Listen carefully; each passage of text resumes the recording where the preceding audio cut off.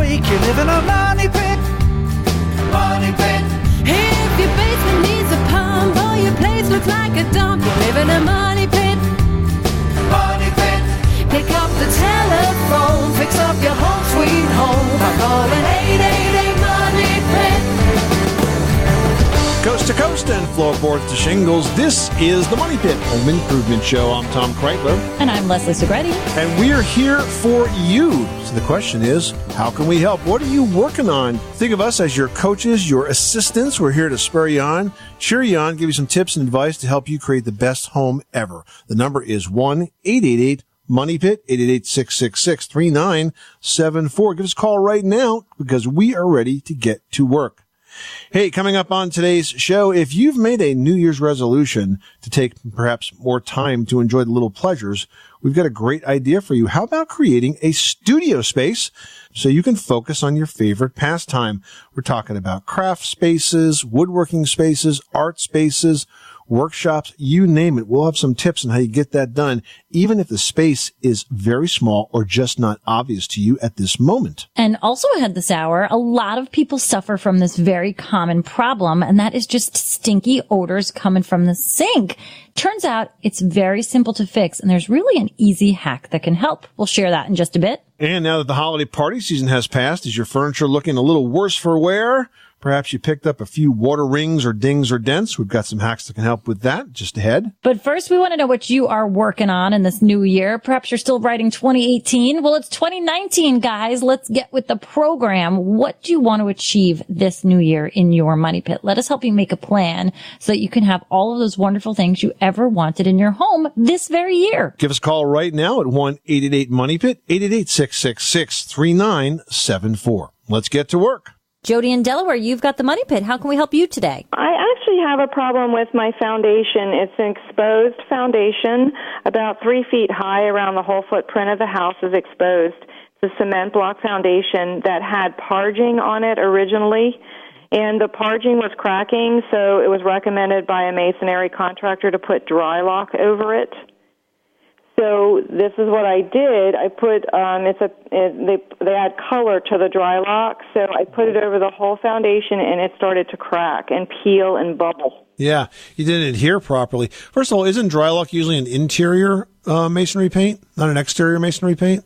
Well, this particular masonry guy told me that he's actually used it on the bottom of swimming pools. So he thought that it would work, and when he saw it later, he said, wow, I've never seen it do that. Yeah, how about that? You just experimented with your house. I did call the Drylok people, too. Yeah. And talk to them, and they told me to try to power wash it, try scraping it, but it's just become like a huge mess. You know, I mean, it peels in some places it adhered. Yeah, the problem is that now that you've got that on there, you've got to get it off because you can't put new stuff over the bad old stuff. It just will continue to peel. Yeah, the problem is that we are on filled-in marshland and so we're on clay and sand. And the cement block, you know, it sort of leaches up through there, so it's always sort of damp coming up from the ground anyway. Yeah, that's what I was kind of thinking. I was thinking the block wall might have been wet when you applied it. It might have been visibly wet, but see, those block walls are hydroscopic. They absorb water really, really well. And so if it's on a moist situation, that water's going to draw up, get behind that paint, and nothing causes paint to peel faster than water. So unfortunately, at this stage, you're going to have to strip that off.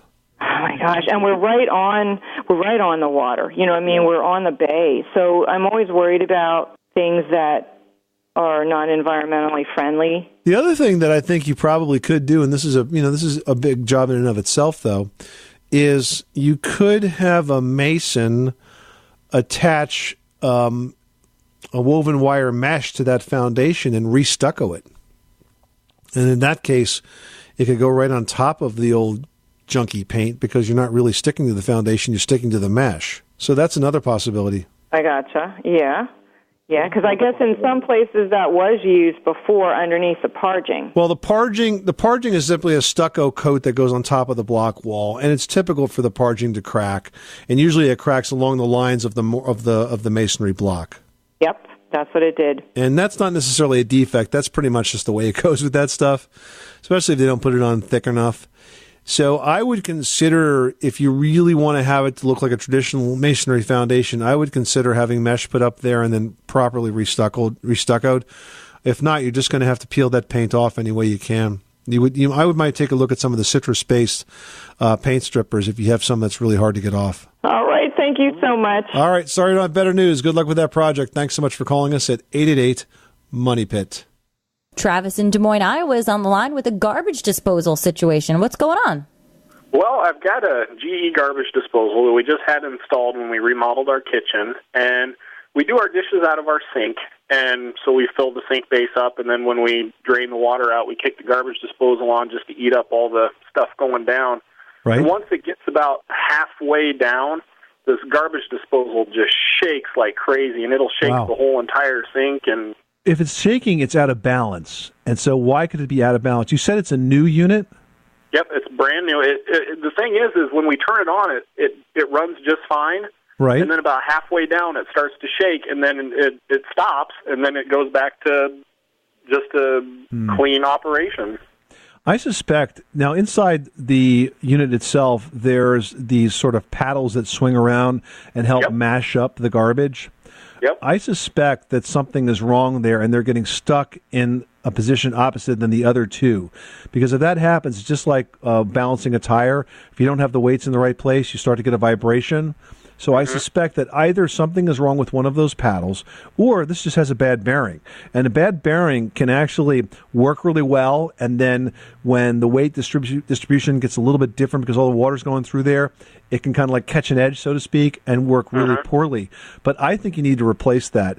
I'm assuming that the bracket was installed properly and it's secure to the bottom of your sink, but it really should not be shaking like that. The only time I've ever seen them shake is that one of those little paddles got stuck. Sometimes it gets rusted shut, but if it's brand new like that, that can't be the case. Yeah, that's kind of what I was thinking, but I figured you guys would know. Yeah, it's a balance issue, and if it's not working, I would replace it while it's under warranty. It probably has a year warranty on it. Yeah, we just put it in a few weeks ago. So. Yep. Excellent. Well, thank you very much. You're very welcome. Good luck with that project. Thanks so much for calling us at 888-MONEY-PIT. You are tuned to the Money Pit Home Improvement Radio Show on air and online at MoneyPit.com. Give us a call at 888-MONEY-PIT, presented by Home Advisor. You can get instantly matched with top-rated pros for any home project and book appointments online, all for free. Just ahead, if one of your resolutions this year is to make time to enjoy your favorite hobbies, we've got just the way for you to do that by creating the perfect studio space. We'll tell you what you need to know after this. You live in a money pit.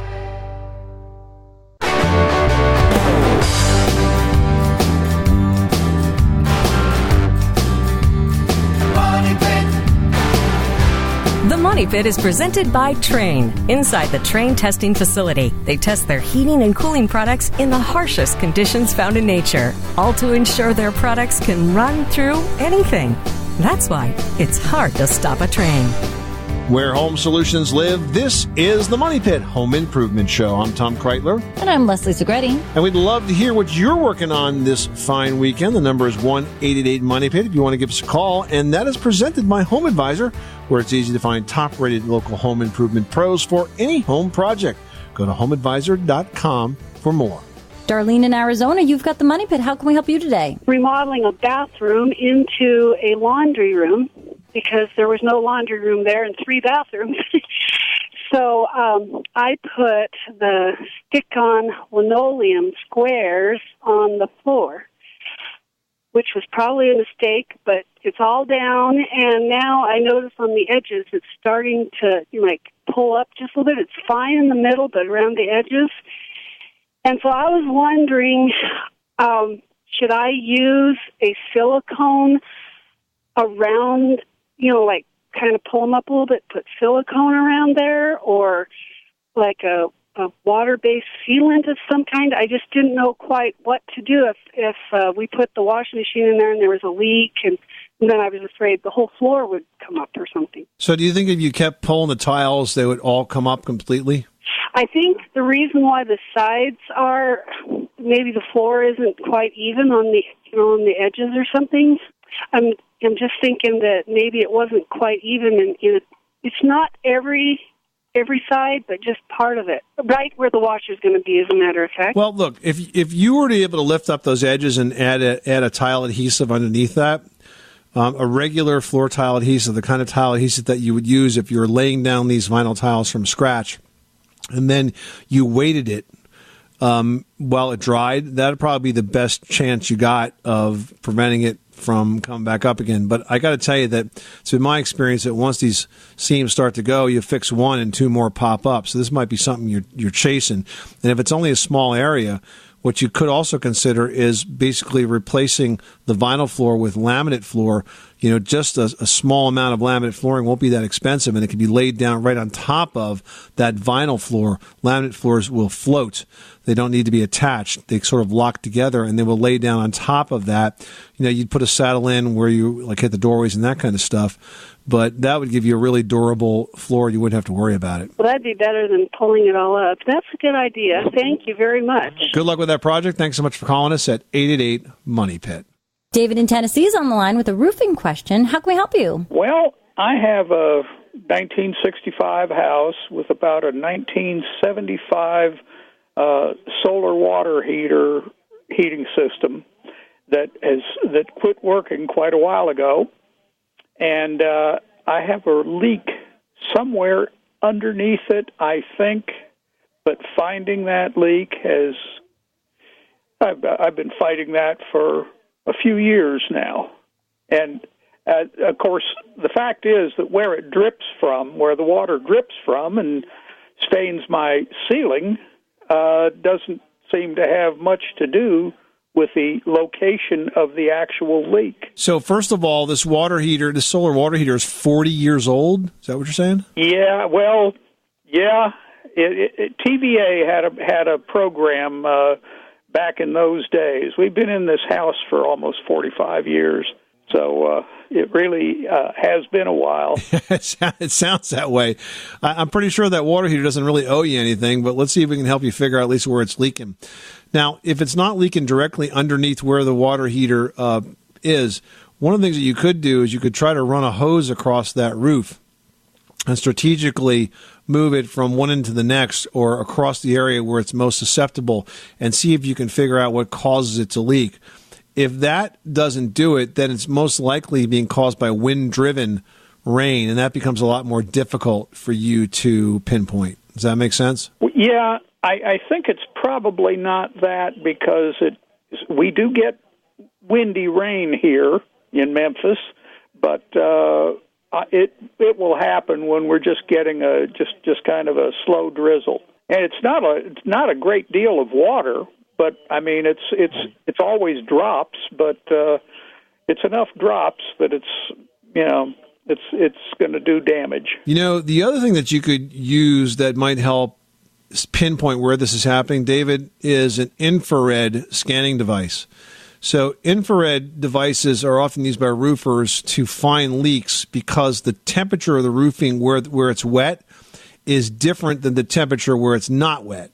So by using an infrared device, you can sometimes identify the full sort of path of the flow from point of entry to where it shows up on your ceiling. Now, we're not talking about these little devices with the temperature indication and the laser pointer. We're talking about like an infrared camera? No, we're talking about an actual infrared camera. And the thing is that they've become a lot less expensive. They used to be thousands of dollars, but now you can buy one that snaps into the end of your iPhone and turns the phone into infrared camera. So they're pretty affordable. Or if you're dealing with a roofer, a roofer would have some more industrial equipment. But I think those are the kinds of things you ought to do to try to narrow down the possibilities. But you know what? After 40 years, it might be time to think about replacement. Well, I think I just get rid of it. I'm thinking about putting in the tankless. Yeah, well, that's true, and that's a much better investment. And you know what? There's still some rebates on those, so you might pick up a tax credit by doing just that. David, thanks so much for calling us at 888-MONEY-PIT. Well, if you've ever thought it'd be really nice to have a studio space in your home dedicated to your favorite craft or hobby, maybe like sewing, crafting, woodwork, even an art studio or any other hobby, now's really a great time to get started with basic planning. You got to start there first. Yeah, and finding space is usually the first step. But if you're short on that, you can get creative. I mean, for example, think about how you might take advantage of closet space with the doors removed. In my house, I've got a small recording studio because we do broadcast once in a while from here. And in my example, we have a closet that was unused, and we basically took the doors and the walls off of it and kind of turned it into like sort of an alcove, and it became the perfect space for my studio. So you can sometimes find space where it's not obvious, or maybe you might just parse out some space for a bigger room in your home. It doesn't really get a lot of daily use. I mean, just because it's called the dining room, it doesn't mean you have to dine in there, right? There are a lot of ways to use those spaces. I mean, that really is true. You know, not that this is for a hobby space, but I did like you, Tom. I took a closet, took the doors off, and I turned it into sort of like an entryway mudroom type of thing. You've got to think creatively when it comes to small spaces in your home and where you can sort of pick up that real estate again. Now, when you're planning out the room, you've got to think about the three most important areas of the room. You know, it's sort of similar to that working triangle in a kitchen. You want the stove and the kitchen and the fridge to all sort of be triangulated to one another because those are the three spaces you're constantly moving about. So you want to make sure it's convenient. So you need to think about that with your hobby. Now, if you're creating a sewing room, you might need a cutting table, an ironing board, and the table with the sewing machine. I know that's sort of the pattern I make when it comes to sewing. So you want to think about, what do I need and how do I use those things, and then plan accordingly for that. Yeah, and the closer you keep them together, the more efficient the space is going to be. I mean, if you're a woodworker like me, it might be the table saw and the joiner and the workbench. Just design your studio space so you can maintain a very short distance between those key workstations, and that room is going to work so much better for you. And we're here to work for you too. If you've got some home improvement, decor, or restoration projects in mind, give us a call right now at 1-888-MONEY-PIT. Linda, you've got the Money Pit. How can we help you today? The house that we live in was built in 1953. It's ours.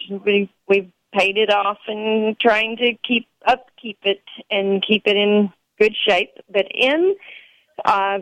between the dining room and the living room, apparently before we purchased it, there was a wall that had been removed. And the only sign is on the ceiling where the wall was removed.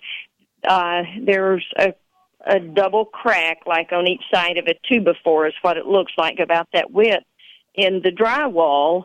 And I've tried it's a textured ceiling. We actually had knockdown put on it, but we can't fill the crack. I've tried to use drywall mud, and it just returns. What can I do to fix this crack? So this was opposite both sides of a wall that was torn out, so they must have slipped in some drywall to patch it. Is that what you're thinking? Maybe.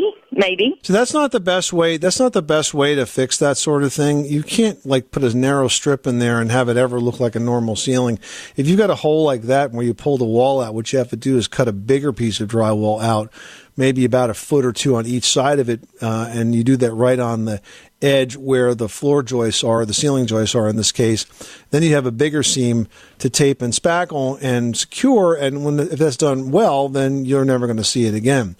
So you putting all of this spackle on it time and time again over all of this period of time is probably made more of a mess, and it's kind of hard to fix at this point. So what I would tell you to do is to cut out that whole repair, put a bigger piece of drywall in, tape it, spackle it, prime the whole ceiling, and then repaint the whole ceiling. And that would be the way to do this, permanently. Otherwise, you're always going to see that. Okay, thank you for telling me that. Good luck. Thanks so much for calling us at 888-MONEY-PIT. Up next, a common plumbing problem that may have a very simple solution: sticky odors that come from your sink. We're going to share a hack that can help after this. 888-MONEY-PIT.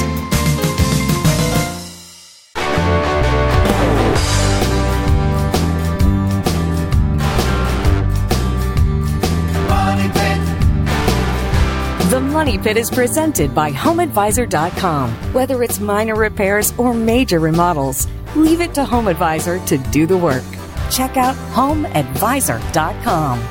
Making good homes better. This is the Money Pit Home Improvement Show. I'm Tom Kreitler. And I'm Leslie Segretti. And what are you working on? Are you planning a project for the year ahead? We're here to help you get started. The number is 888 Money Pit. Maybe you're thinking ahead to spring. You know, it's going to be deck season before you know it. Are you thinking about that project? Wondering what material you should use, what your railing options are? Should you add some lighting? How many levels should you have? All great questions. Give us a call at 1-888-MONEY-PIT because we would love to help. Heading out to New Jersey where John has some issues going on in the attic. Tell us about it. I have the breather up on top of my roof. It leaks, comes down into the attic, and I have a little container up there, and sometimes I don't get up there in time, and it's kind of messing up my ceiling. Well, that's not good. Well, I've gone up there, and I've had that can of, I forget what you call it. You spray it, and it's like a rubber or whatever. I've sprayed all around the metal flashing, and it's still leaking. I don't see any holes anywhere else. There's no missing shingles. I don't know what else it could be. Okay, so let me just clarify for me, when you call this an attic breather or vent, what are we talking about? Is it a square hole in your roof with a vent over it? Is it a ridge vent that goes down the peak of the roof, or are you talking about the plumbing vent that comes up through the roof? No, it's almost up in the about midway. There's one on one side of the roof and one on the other. Okay, so it's a square vent, right?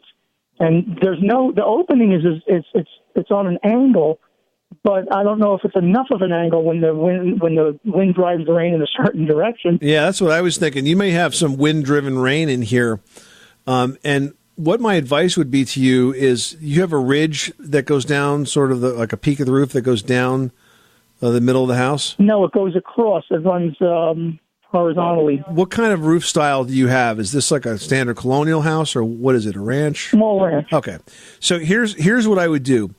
You may very well be getting wind-driven rain inside that. What I might suggest is that's actually not the best kind of vent, and there's an opportunity for you to improve your ventilation here in your attic space, which will actually make it cooler in the summertime and drier in the wintertime, which makes your insulation more effective. And to do that, what I would do is I would remove those square vents, patch the hole, and reshingle over that. And I would replace that with a ridge vent that goes down most of the peak of the roof. The ridge vent's not likely to leak if it's properly installed, and that will open up that space to more ventilation, which will have the benefits that we talked about. Wow. Okay. That's my next project. Thanks so much for calling us at 888-MONEY-PIT. Well, if you've ever noticed an odor coming from, say, your bathroom sink, even your kitchen sink sometimes, it could be something that's called biogas. Now, essentially with biogas, this is what happens. A bacteria grows inside the drain lines of your sink and then starts to sort of emanate an odor, which then works its way up that drain line and comes out and causes a pretty stinky smell at that sink space. It's awful. It's got an easy solution, though, and here's the hack. You want to fill the sink with hot water until it reaches the overflow. Now, that's that little slot in the side of the bowl, and starts to kind of go down that. Then slow down the flow to a trickle, so it's still running down the overflow, but kind of not the sink itself, of course, right? Then you want to add a couple of cups of bleach to the water. Now, the bleach is going to run down that overflow channel, and it'll kill any bacteria it finds, because it does hide in spaces like that where, frankly, there are areas that you really don't clean that much. Mm-hmm. Then after a few minutes, add another cup or two of bleach, let that drain, go ahead and work its way out very slowly, and then empty the entire sink. And that's going to make a big difference. It will kill that bacteria, and your sink will no longer stink. Fran in Tennessee is on the line, and her French door has developed rot. What is going on? Well, we live in a 150-year-old house. And over the years, as we moved in here, we've done repairs and modernized some things. And we had a French door put in the dining room. It's covered in a metal flashing around the outside. But we didn't realize at the outset that it was a composite door. And over the years, it has developed rain rot. That's the only thing it has just fallen away at the bottom, about 6 to 8 inches up. We covered the door with a 4x8 piece of plywood to keep rain off of it, but we don't know what to do. Is it repairable, or would it be best just to replace the entire door? This is screaming replacement to me.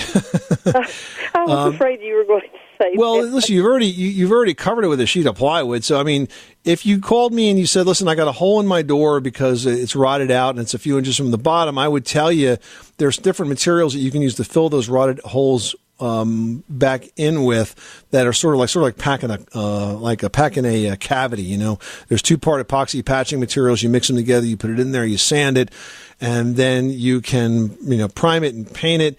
You can use auto body putty for stuff like that too. And you press it in there, let it dry again, sand it, paint it, and you're good to go. But at this point, it sounds to me like this door has given you all the years of service it has to offer. And I would think about getting a new door. And I would tell you specifically, Fran, to look at the new fiberglass entry doors that are out there, because they could look like a painted door or they could look like a beautiful wood door. There's lots of qualities of that fiberglass today where it looks pretty darn good. And the nice thing about it is it's completely impervious to water, and it's 5 or 6 times more energy efficient than wood. It does, and thank you for talking with me. I appreciate it. I hope that helps you out. Thanks so much for calling us at 888-MONEY-PIT. Hey, now that the holiday party season has ended, is your furniture looking a little worse for the wear from all that entertaining? Maybe you picked up a few water rings or got some new dings or dents in the walls of the furniture? Well, we've got some hacks that can help after this. You live in a money pit.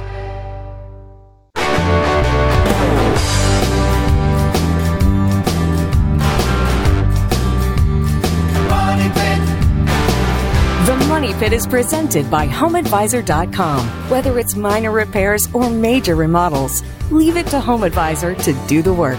Check out HomeAdvisor.com. Making good homes better. This is the Money Pit Home Improvement Show. I'm Tom Kreitler. And I'm Leslie Segretti. Give us a call right now on the Money Pit's listener line at 1-888-MONEY-PIT, presented by Home Advisor. You can get matched with top-rated home service pros in your area, read verified reviews, and book appointments online, all for free. No matter the type of job, Home Advisor makes it fast and easy to hire the best local pros. Jim in Ohio is on the line with a question about insulation. What are you working on? I'm looking at remodeling my basement, and I'm looking for something with that's going to help insulate it, plus dampen some of the sound from the basement. So a couple of things. First of all, do you want to insulate the foundation walls, or do you just want to insulate the basement ceiling? Actually, both. So there's a foil-encapsulated fiberglass bat insulation that's designed specifically for basement walls. The foil has a water resistance to it, so it stands up to the moist, damp area. So that's something that you could do there. Okay, great. In terms of the insulation, you could use standard fiberglass insulation, but contrary to popular belief, fiberglass insulation by itself is not a material that's going to block a lot of sound. If you want to block sound, you probably should use a sound-resistant drywall. There are different types of drywall products. I think one's called Quiet Rock. There are others that once you apply it to the ceiling, you apply it like normal drywall, but it's a lot heavier, and it has sort of a sound-resistant batten structure to it. It's also much more expensive. But you can special order it at a home center and use that on the ceiling, and that will make it quieter. But the devil is in the details when it comes to quiet construction. And wherever you have like a ceiling fixture or light fixtures or any kinds of perforations in that ceiling, they have to be packed also with a soundproofing material, which kind of looks like a clay that sort of fits behind it. But if you just want to try to do, the best you can without going to that level of detail, then maybe just apply the sound-resistant drywall, and, it'll be probably the quietest basement on the block. Great. Thank you. That'll work. Well, now that the holiday party season has officially ended, is your furniture looking a little worse for the wear from all that entertaining? Maybe you've noticed a few new rings or dings or dents. Well, here are a few hacks to help bring that furniture back to its beautiful shape. First of all, white rings. You see those on top of maybe a coffee table or a sideboard or even a dining table. This is caused when your friends do not use those coasters that you have left out at every party.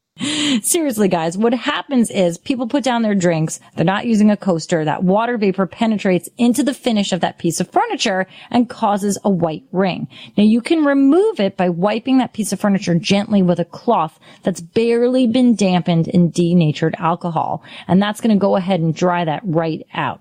Now, if you end up with a shallow chip on a piece of furniture, maybe you see a part of the clear finish that's been chipped, but the underlying color is still intact, you can actually fill in that ding with a few drops of a clear nail polish. After that polish dries, you can sand it flush with a 600 grit sandpaper. Now that's super, super fine. And you can restore the sheen on satin finishes by rubbing it with a 4-0 steel wool and paste wax. Super fine. It's going to work that paste wax in. If you've got gloss finishes, you can actually use auto polishing compound and a rag, but do not do that on the floor. Only on pieces of furniture. You don't want to go slipping and sliding everywhere. Now, if you've got some furniture with large scratches or some really worn edges, there are a couple of things you can do. First of all, one of my favorite tricks of the trade is just to use a Sharpie. A felt tip touch-up marker is going to work well for those worn edges and scratches, especially if it's really dark furniture. Because let's face it, if you get a scratch in dark furniture, you see the raw wood below, it's just like sort of white and blondish. If you darken that with a marker, it all of a sudden kind of melts in and sort of disappears. So it's a little trick of the trade to hide some of those scratches. You can also find these felt tip touch-up markers that are specifically for this purpose, even though I sometimes grab my Sharpie. They come in different wood tones, and they're going to match the most common furniture finishes. So you can use them to color large scratches or edges where that stain is worn or chipped away. You want to apply them only to damaged areas and then wipe them immediately if anything gets on the sort of the neighboring finish. And when you're done, just apply a coat of paste wax over the repair and also sort of the adjacent furniture surfaces, or maybe just the whole piece, depending on the size of it. That's going to even out the sheen, and those imperfections will just disappear. This is the Money Pit Home Improvement Show. We will not disappear, however. We're going to stand by and help you with whatever home improvement, repair, or decor project is on your to-do list. But help yourself first. Pick up the phone, call us right now at 888-MONEY-PIT, or post your question to the Money Pit's community page at moneypit.com. Kathy in Massachusetts is on the line with a crumbling basement wall. Tell us what's going on at your Money Pit. Our house was sold about 1802. That's the earliest records that we have. And the chimneys are literally turning to dust in the basement. The bricks themselves, they're not just crumbling, they have become dust. And I need to know, is there anything we can do to salvage them? Or if we take them down, does it compromise the stability of the whole building? Well, it definitely would not compromise the stability of the building, because chimneys are not part of the structure. They just hold themselves up. Now, are these active chimneys or inactive chimneys? Are they being used for a fireplace or for the heating system? No, we are afraid to use them for fireplaces. Okay, no, that's wise. Well, how is your heating system being vented, Kathy, if it's not through the chimney? There's 2 fireplaces in the building that extend up to the second floor to the roof, and we have a gas boiler that is vented through one of them, but we can actually vent it to the outside. Is the chimney that's deteriorating the one that the gas boiler is in? Both of them are. One of them was a cooking oven back in the 1800s. They used it for a school for young girls and taught them the fine arts of cooking, and that is a large walk-in fireplace, and it's just totally crumbled. The bricks are falling out, and a lot of it's just dust. The other one is a little better shape, but it's still turning to dust. All right, well, first of all, it would be highly unlikely that either of them are safe to use because they're not lined. Now, the process of lining, there's a number of ways to do that, but one process of lining is where they drop a tube down the middle of the chimney itself, and they pour a concrete kind of slurry mix around the outside of the tube, and then deflate the tube and pull it out. That process can actually make the chimney stronger. If that's something you're interested in, you could explore that. It's probably costly. If you want to just get rid of the chimneys and the fireplaces, then that's totally fine. And what you'll do is essentially disassemble them from the top down and then roof over the openings. As long as you're not going to use them and you have no plans for it, I see no reason to keep them. All right. Sounds like a good plan for us. Good luck. Thanks so much for calling us at 888-MONEY-PIT. Well, now that we're in the dark days of winter, have you noticed that your bulbs are flickering? Well, there's a good reason for that, especially if you use a dimmer switch. We're going to share that tip and the solution after this. You live in a money pit.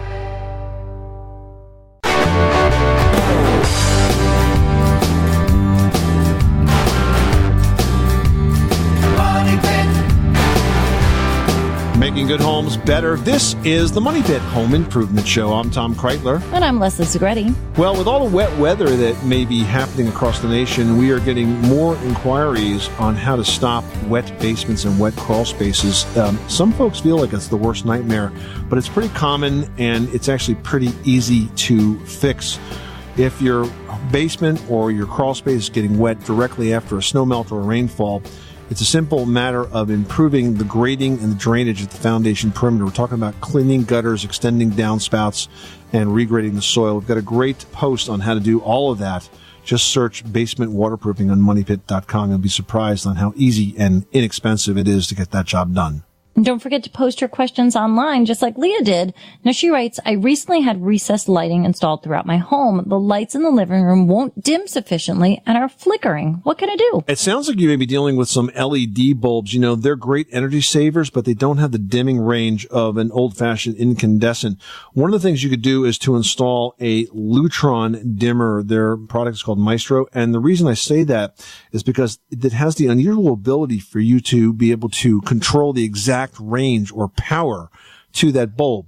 You can basically set it to go just low enough so it doesn't flicker, but still get the full dimming range that LED bulb has to offer. And you know what? That'll work with a wide variety of bulb types on that same circuit, which is super convenient. Well, now that the holidays are past, if you've got a few wine or champagne bottles lying around, you might want to know that those bottles are also excellent materials for some homemade decor. Although, of course, not a reason to drink more wine. Leslie's got some ideas on what to do with those recyclables in today's edition of Leslie's Last Word. Leslie? Yeah, you know, you should actually be holding on to those empty wine bottles or champagne bottles or even the spirit bottles, especially if it's a shape that you like or a color glass that you like, or perhaps the occasion marked something very special to you. Now, here's a couple of things that you can be doing with them. First of all, if the bottle signifies some sort of special event, an engagement, a celebration, a baby, whatever, you can take a hairdryer, and that works wonders to heat up the glue to remove those labels. And then you can go ahead and frame that label, or maybe keep a scrapbook with those labels in it with a little note and maybe a picture from that night, like, oh, we got engaged, yay, and the date, or something along those lines, because people have a lot of special memories, and you can always go back to years from now and say, oh, for our 10th anniversary, I got the same bottle of wine we had on the night we got engaged. Something like that. I mean, that's really a nice thing to do to mark a special milestone. Now, corks from the bottles, you can use them for so many different things, and I guess it depends on the quantity of corks that you have saved. Now, here's a little trick. You can also go to a crafting store if you're really into making things out of corks and buy like a bag of corks as well. So you don't have to go ahead and drink all that wine. You can buy the corks and use some from your holiday party. You can perhaps make a wreath for next year, or you can glue them around the outside of a frame to show something fun from that night in that picture. Or I like to sometimes, I cut the corks in half so they've got like a flat side to them, and then, you know, lengthwise, so they're long and flat. And then I glue them together on a little square base, and I make a coaster so that I avoid the white rings at next year's holiday parties. See what I'm getting at, guys? You come to my house, you better be using a coaster. Just saying. But easy to make, and there's so many wonderful things that you can do. I have some neighbors on the block who have those, the lamps that are, you know, hollow glass on the inside, and they fill them up with corks from all their parties over all the years, and they're finally on the 15 years of being on the block, almost filled to the top. So there's a lot of fun things that you can do, and they really do mark something special and personal. So have some fun, enjoy those parties all year long, and save the corks and bottles and do something special. This is the Money Pit Home Improvement Show. Coming up next time on the program, have you ever thought about adding a below-grade bathroom, like maybe in a basement? Well, that is a plumbing project that requires some very special planning to sort of be able to, well, we should say go with the flow, because gravity counts. We're going to highlight some tips for that project and answer more of your questions on the next edition of The Money Pit. I'm Tom Kreitler. And I'm Leslie Segretti. Remember, you can do it yourself, but you don't have to do it alone.